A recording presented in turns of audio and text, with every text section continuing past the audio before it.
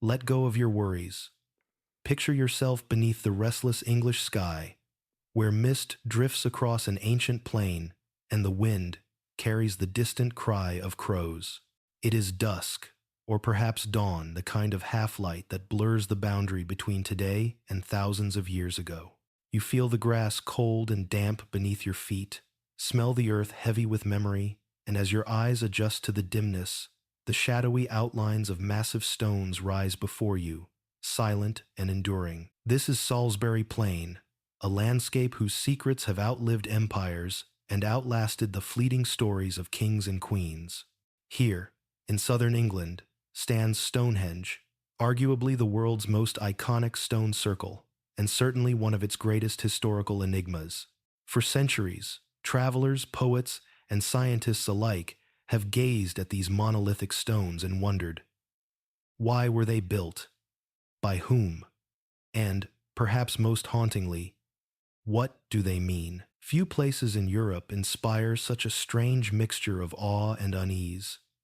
To see Stonehenge is to feel the weight of millennia pressing close. The stones themselves, some weighing up to 25 tons, some carried nearly 200 kilometers from distant quarries in Wales, seem both impossibly ancient and eerily deliberate.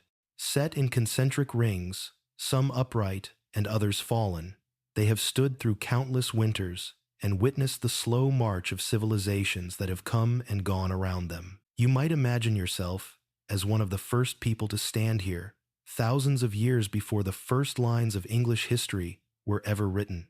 The land would have been wild, the sky vast and unbroken, the only sounds those of the wind, the birds, and the quiet labor of hands shaping the world.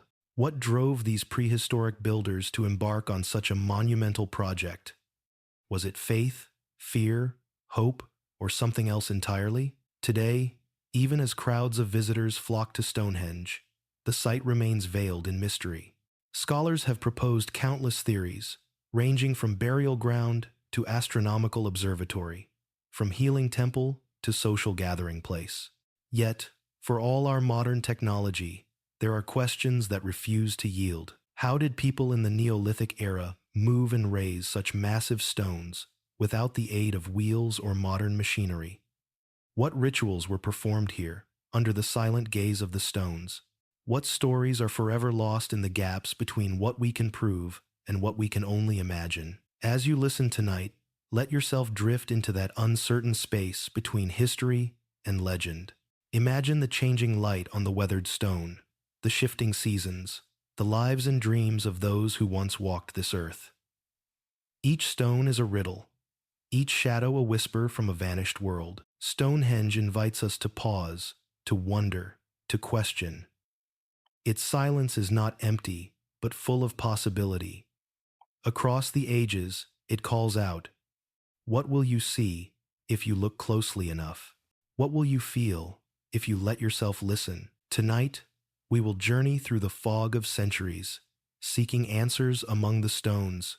Perhaps we will find a little more than we expect, or perhaps, as so often with Stonehenge, we will leave with new questions and a sense of wonder that will linger long after the last echoes of the past fade away. Imagine the world of southern England, nearly 5,000 years ago, a world almost unrecognizable to modern eyes. The Salisbury Plain, where Stonehenge stands today, was not the neat patchwork of fields and hedgerows you might see now. Instead, it was an open, wild expanse, shaped by ancient winds and the steady tread of feet over untamed grassland. The air was colder, the forests thicker, the rivers wilder. Herds of wild aurochs, massive ancestors of modern cattle, roamed the meadows. The land pulsed with life, its rhythms dictated by the sun, the seasons, and the slow, patient hands of those who called this place home. The people who first settled here were descendants of Neolithic farmers who had arrived in Britain around 4000 BCE, bringing with them seeds, tools, and a new way of seeing the land. They cleared forests, built homes from timber and earth, and began to shape the world around them, not with cities or castles, but with quiet determination and communal labor. What drove these early Britons to the open, windy plain of Salisbury? Archaeologists believe it was a special place long before the first stones of Stonehenge were set upright. The land itself may have held spiritual power, a place of gathering, of burial, of celebration and sorrow. Excavations have uncovered evidence of older monuments, massive wooden posts, ancient earthworks, and traces of circular ditches known as henges, all built centuries before the stones themselves. The story of Stonehenge did not begin with stone, but with earth and wood. Around 3100 BCE, the first monument on this site was constructed a large circular ditch, nearly 100 meters across, with an inner bank and 56 pits arranged in a ring.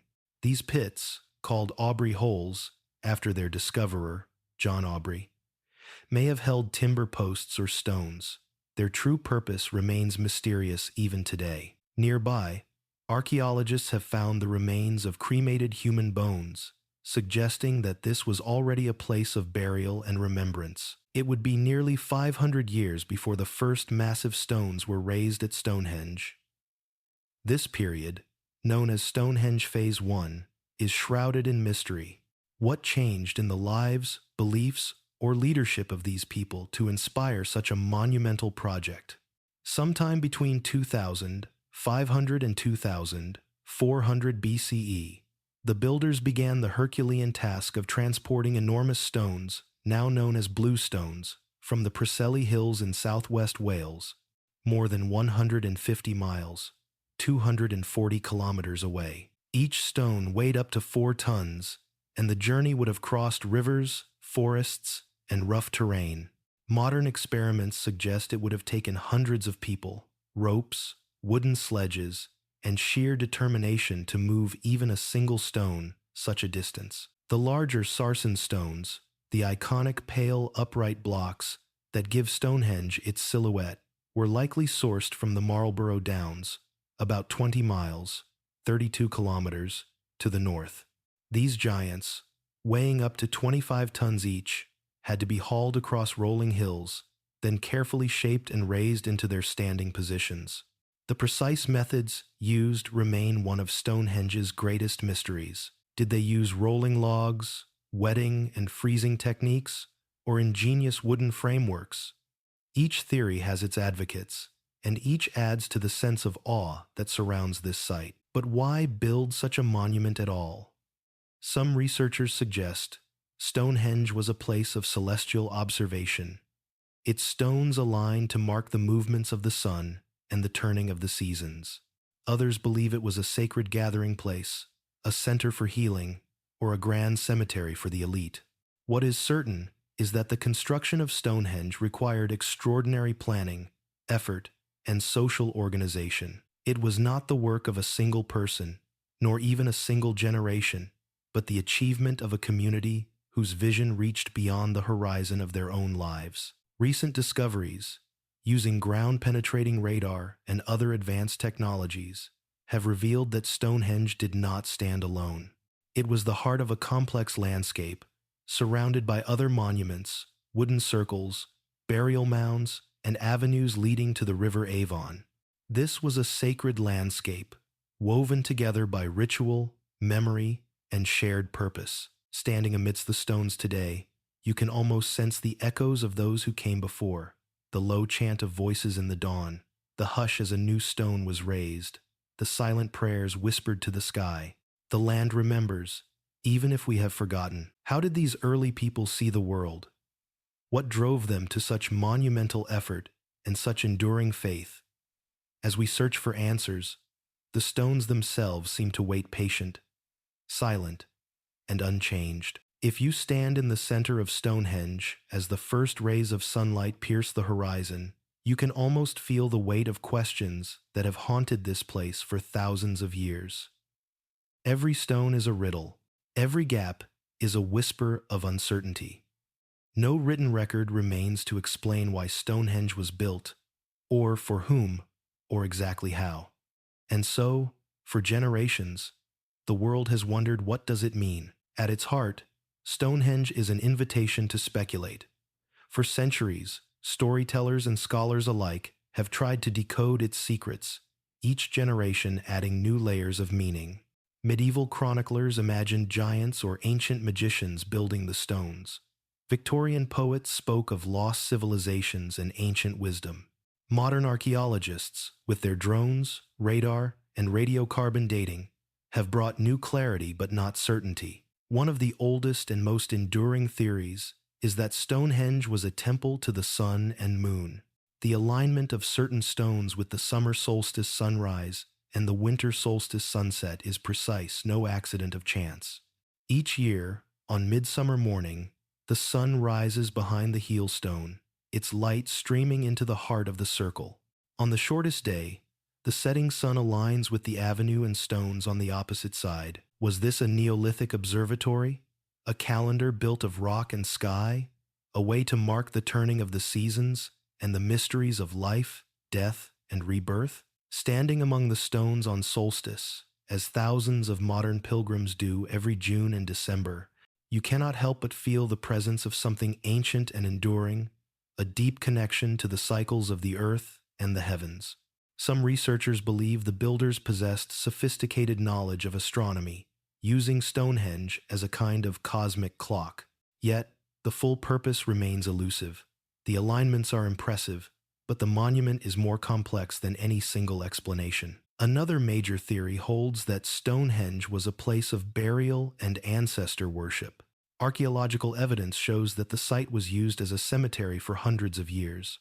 Excavations have revealed cremated human remains dating from the earliest phases of the monument. Was Stonehenge a grand memorial, a place to honor the dead and connect with the spirits of those who had gone before? Some suggest that the circle of stones, the earthworks, and the avenues linking Stonehenge to the river Avon were all part of a ritual landscape, a journey between worlds, from the land of the living to the realm of the ancestors. Others imagine Stonehenge as a place of healing. The so-called blue stones, brought from Wales, were believed, even in ancient times, to possess special powers. Modern experiments have shown that these stones make distinctive sounds when struck, almost musical, perhaps sacred. Some scholars argue that people traveled to Stonehenge from distant lands, seeking cures for illnesses or blessings for fertility. Burials at the site include individuals who had suffered from illness or injury, hinting at a tradition of pilgrimage and hope. There are also theories of Stonehenge as a political symbol, a statement of power, unity, and communal effort. Building Stonehenge required resources, organization, and cooperation on a scale unmatched in prehistoric Britain. Some see it as a monument to the power of a ruling elite, a symbol of unity or competition among tribes, or a demonstration of control over land, people, and spirit. And then, there are the mysteries within the mystery. Why choose this spot on Salisbury Plain? Why transport stones from so far away? Why did the monument change shape, function, and meaning over centuries? New research, including DNA analysis of human remains and isotopic testing of animal bones, suggests that people traveled to Stonehenge from as far as Western Britain and even continental Europe. Was this truly a gathering place, a crossroads for distant cultures, a shared project that united people across vast distances? Each theory adds depth to the enigma, but none can capture the whole truth. For every answer, new questions emerge. Was Stonehenge a single-purpose monument? Or did its meaning shift with the generations who built and rebuilt it? Did people come here to worship, to mourn, to celebrate, to heal, or all these things and more? Even with all the tools of modern science, Stonehenge keeps its deepest secrets. The stones do not speak, their stories must be imagined. And so, the mystery endures, inviting every visitor, every scholar, every dreamer to see the circle anew and ask, what does Stonehenge mean to you? Tonight, as we stand together among the ancient stones in memory, in imagination, or in person, the mystery is as alive as ever. Stonehenge holds its silence, and in that silence, it offers us a space to wonder, to remember, and to dream. Beneath the wind and silence of Salisbury Plain, the earth keeps its secrets well.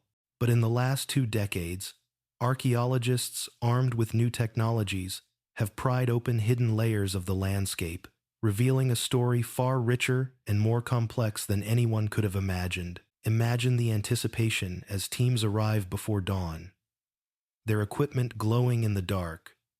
Drones, ground-penetrating radar, delicate brushes and shovels, laptops mapping every stone and bone in real time. Over and over, the discoveries of the past 20 years have reshaped our understanding of Stonehenge not just as a solitary monument, but as the center of a vast, interconnected ritual landscape. One of the most groundbreaking discoveries came in 2014 when a team from the University of Birmingham and the Ludwig Boltzmann Institute used ground-penetrating radar to survey more than 4 square miles around Stonehenge. Their results were astonishing. Beneath the grassy fields lay the remnants of at least 17 previously unknown Neolithic monuments, buried henges, long barrows, pits, and ditches, all woven into a sacred geography. Stonehenge was not alone. It was part of a living network of ritual sites, each one adding meaning and mystery to the whole. Nearby, the site known as Durrington Walls, 2 miles northeast of Stonehenge, has been called the Stonehenge Builders' Village. Excavations here revealed traces of hundreds of houses, animal bones, and pottery. Analysis of pig bones and isotopic evidence suggests feasts were held here during the winter solstice, drawing people from as far away as Western Wales and even continental Europe. This was not a lonely outpost, but a vibrant center of seasonal gathering, pilgrimage, and community. DNA analysis has added further layers to the story. In 2019, a study published in Nature Ecology and Evolution examined human remains from the site, revealing that many of those buried at Stonehenge came from the same region as the Blue Stones, the Preseli Hills of Wales. This suggests deep connections of kinship, movement, and memory, tying distant communities together across the British Isles. One burial, a man interred more than 4,000 years ago, showed clear evidence he had traveled to Stonehenge from hundreds of kilometers away, his teeth bearing chemical traces of a childhood spent far from Salisbury Plain. The stones themselves have been studied as never before. With high-resolution 3D modeling, scientists can now track even the faintest tool marks left by prehistoric hands, reconstructing the methods used to shape and fit these massive blocks. Analysis of microscopic lichen growth has helped refine estimates of when the stones were first erected, confirming that construction occurred in several distinct phases over more than 1,000 years. Recent excavations have also revealed new facets of Stonehenge's spiritual and ceremonial life. In 2020, archaeologists uncovered a massive ring of deep shafts, some more than 5 meters wide, forming a circle nearly 2 kilometers in diameter around Durrington Walls.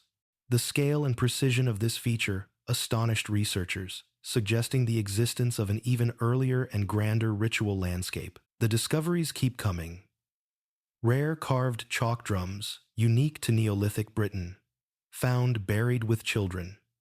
Remains of an ancient processional avenue leading from the River Avon to Stonehenge, lined with hundreds of post holes, marking the path taken by generations of worshippers and mourners. The application of isotope analysis to animal bones found at Stonehenge has revealed that livestock was brought from far-flung regions, not just local herds. People journeyed for days or weeks, bringing offerings to the sacred site, forging bonds between distant tribes and families.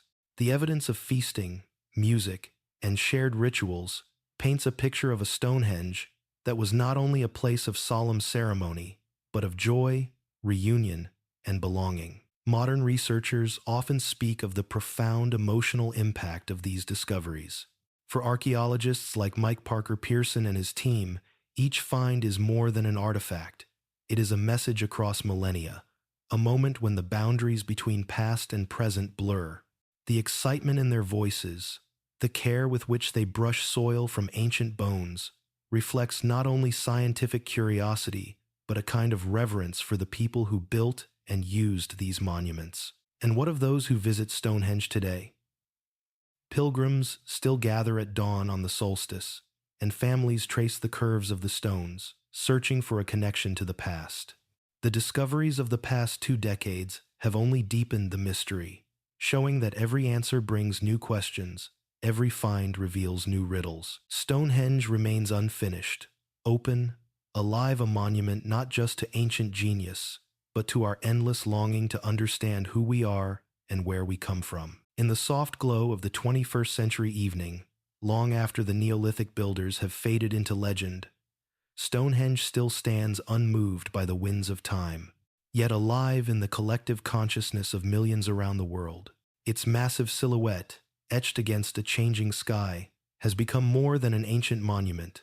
It is a symbol, a mirror, and a stage upon which each generation projects its own dreams, fears, and fascinations. For many, Stonehenge is England itself, enduring, mysterious, quietly powerful. Its image adorns everything from coins and stamps to t-shirts and album covers. For the British, it is both a proud inheritance and a puzzle, a source of national identity, yet one that defies easy explanation. To stand among the stones is to feel the pulse of a deep, unbroken tradition, one that links modern life to a time before written words, when people shaped their world with their hands and their stories. Stonehenge draws pilgrims of every kind. Tourists from every continent come to Salisbury Plain in search of awe, connection, or simply a good photograph. Each year, more than 1 million visitors walk the perimeter path, their footsteps tracing the ancient routes once taken by those who came to celebrate the solstice or bury their dead. For some, it is a sacred place. Modern druids and pagans gather here at dawn on midsummer and midwinter, chanting old songs, offering prayers, and seeking to rekindle the spirit of the past. The hush that falls as the sun crests the horizon, thousands standing in silent anticipation. Breath steaming in the morning air is as close as many will ever come to touching eternity. Artists, writers, and musicians have long been entranced by Stonehenge's power. It has appeared in the works of William Blake and Thomas Hardy, inspired symphonies and rock albums, and provided the setting for countless films and novels, from historical epics to comedies and science fiction. For some, the stones evoke lost Atlantis or Arthurian legend. For others, they symbolize the unknowable, the unfinished, the beautiful enigma at the heart of human experience. Stonehenge is also a touchstone for science and reason, a puzzle that challenges each new wave of archaeologists and historians.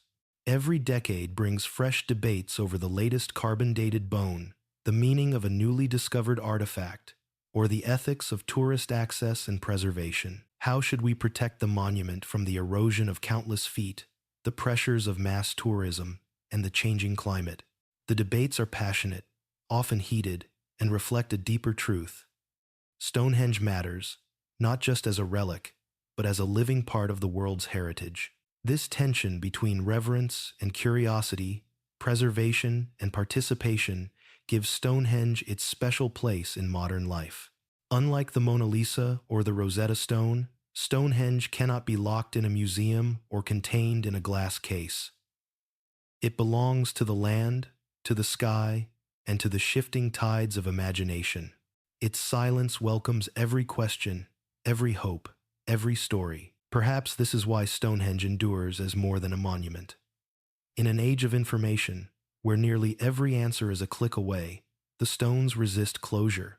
They remind us that mystery is not an absence, but a presence, a force that draws us in, asks us to look again, to wonder, to imagine. For the communities of Salisbury, Stonehenge is part of daily life. Farmers pass it on their tractors, school children visit on field trips, locals mark the seasons by the crowds that gather at the solstice. The monument weaves together the ancient and the modern, the sacred and the ordinary. As we reflect on Stonehenge's legacy, we are left with a paradox. The more we discover, the more elusive its true meaning becomes. It is, at once, a tomb and a temple, a calendar and a gathering place, a ruin and a rebirth. It is a reminder of what we have lost and what we may still find if we are willing to listen. What does Stonehenge mean in your life? What ancient circle of stones stands in the landscape of your memory, your dreams, your longing for connection? Stonehenge waits for every visitor to answer, and in that waiting, it endures.